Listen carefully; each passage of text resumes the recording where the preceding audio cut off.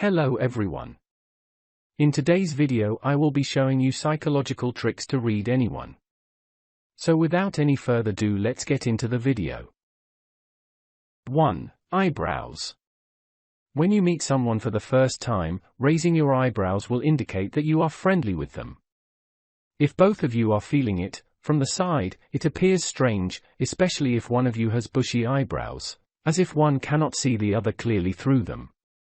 But this is among the oldest strategies for gaining pity.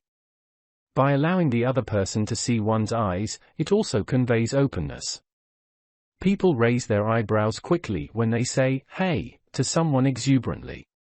Typically, raising one's brow in astonishment involves expanding one's eyes wider, perhaps to see what is happening more clearly. The more the surprise, the eyebrows are elevated higher.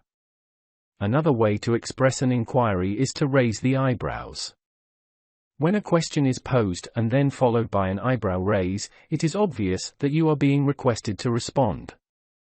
Only few people have the ability to raise just one eyebrow, and it can have a somewhat more humorous meaning, such as checking to see if the other person is certain of what he is saying when it looks that his accuracy is restricted. 2. Mouth. When the mouth is open, it easily conveys pleasant emotions like enjoyment and optimism. However, it hides feelings when it is kept straight, and it reveals grief, bewilderment, and dissatisfaction when it is turned down. By purposefully lowering their face, a person pulls a long face, the corners of the mouth to convey a negative message. Typically, this is accompanied by a head shake. The consensus of our thoughts and grins or grimaces are authentically reflected in the mouth. One of the most observable features of the face is it. It automatically expresses the more significant and profound aspects of who we are. When relaxed, the lips reveals a lot about the individual. 3. Crossed arms and legs indicate opposition to your suggestions. Physical obstacles like crossed arms and legs indicate that the listener is not receptive to your message. Even when they are grinning and conversing in a friendly manner, their body language conveys a lot. For a book they wrote on interpreting body language, Gerard I. Nirenberg and Henry H. Calero videotaped more than 2,000 negotiations. When one of the parties had their legs crossed during the negotiation, not a single one resulted in an agreement. Crossed legs or arms psychologically indicate that a person is physically, mentally, and emotionally cut off from what is in front of them. It is so revealing because it is not deliberate. 4. Copying your body language is a good thing. Have you ever observed someone doing the same thing whenever you cross or uncross your legs during a meeting? Or perhaps when they listen to you speak, they lean their heads in the same direction. That is actually encouraging. When we experience a connection with another individual, we automatically mirror their body language. It indicates that the exchange is going well and that the other person is paying attention to what you are saying. Knowing what the other party is truly thinking about the transaction can be very helpful while you are negotiating. 5. Posture conveys meaning. Have you ever seen someone enter a room and recognize they were in command before they even spoke?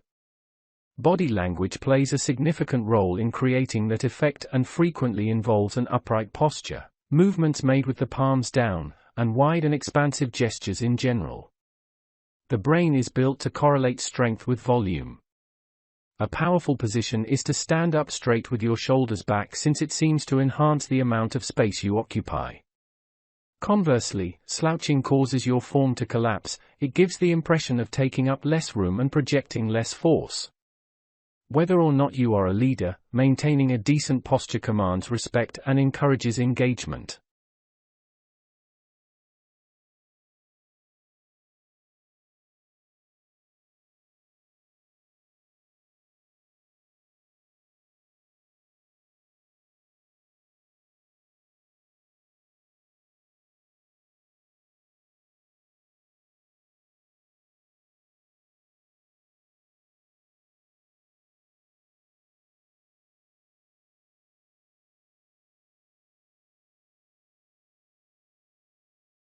Seven. constant nodding, yes, means no, if you ask someone to do something and notice that they are nodding excessively.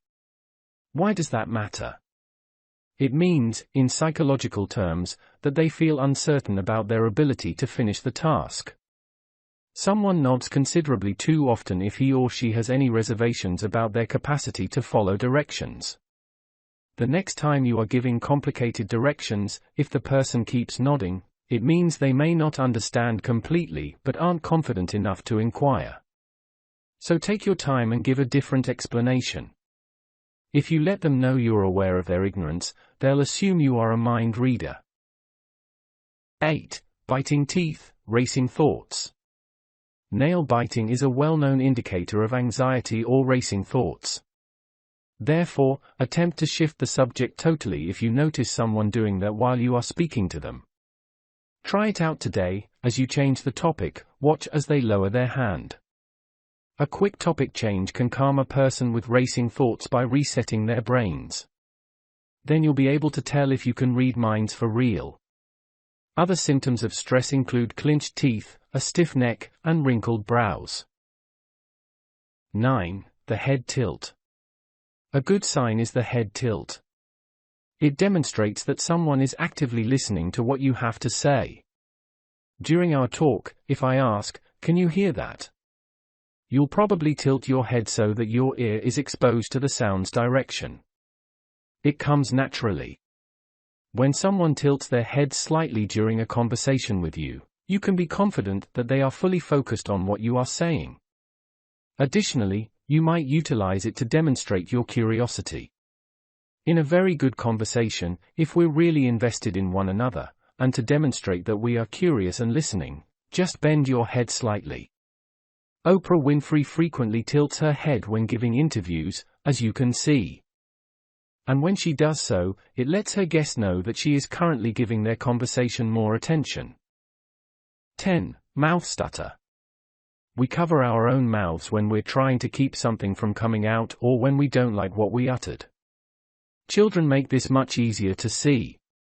A youngster may rapidly cover their lips with their palm after speaking something they later regret, such as a secret they shouldn't have revealed. Adults are less likely to put their hand over their mouth. A version of this behavior, such as lightly touching the area just below the nose or the lips, can indicate that someone is possibly holding something back. People occasionally shut their mouths in response to unexpected events. The judges of the America's Got Talent competition frequently exhibit this behavior since they are frequently exposed to novel situations. To employ this cue, keep an eye out for unexpected mouth contact. It's a hint that someone has uttered something they'd rather not say when they quickly cover their mouth while talking.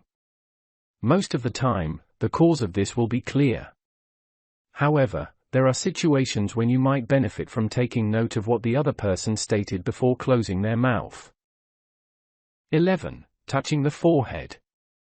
One of the most frequent ways we express guilt is by inclining our faces downward and slightly covering our foreheads. When we feel humiliated, we naturally modify our need to shield our faces. This is something that all of us can relate to. You probably won't even notice that you're covering your forehead when your employer says something embarrassing about you. I've covered my forehead a little bit so many times because I saw a familiar performer deceiving themselves. The forehead cover can occasionally be so brief that it only requires a light touch. However, if you catch someone doing it, there's a good chance they are embarrassed. So thanks for watching.